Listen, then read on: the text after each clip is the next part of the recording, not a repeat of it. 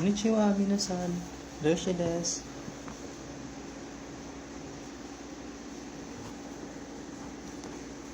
Korewa orishi ne. Minasan wa Hatsumo kite korete arigato. Hi guys, I'm Hiroshi. I'm happy you guys always come to see my video.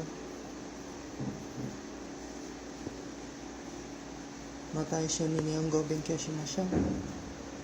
Again, let's do our best to study Japanese language. Dozo yoroshiku. I look forward to your help. Kaya, hajimemashou. Okay, then let's start. This is how we write sa in katakana. Sa. Okay, next.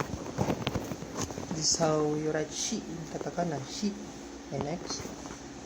This is sa in katakana. Check. Correct. Continue.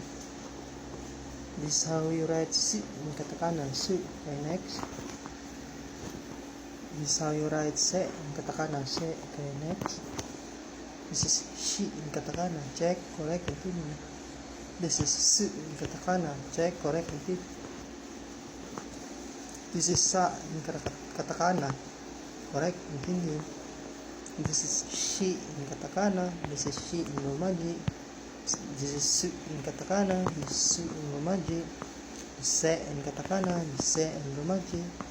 This is sa in katakana. This is sa in romaji. Great job. Next. This is how you write so in katakana. So. Okay, next. This is se in katakana. Check. Correct. Continue. This is so in katakana. Check. Correct. Continue. This is su in katakana. Check. Correct. Continue. This is shi in katakana. This is shi in romaji. This is se in katakana. This is se in romaji. This is sa in katakana. This is sa in romaji. This is su in katakana. This is su in romaji. Great job. Next. This is se in katakana. This is se in romaji. This is so in katakana. So in romaji. This is si in katakana. This is su in romaji. This is sa in katakana. This is sa in romaji. Great job. Next. We have completed the lesson.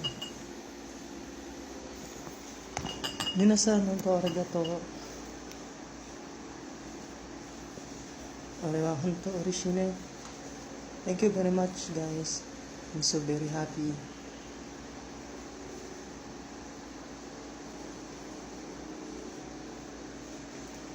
Mata isho ni Nihongo benkyou shimashou. Ganbarimashou. Again, let's do our best to study Japanese language together next time.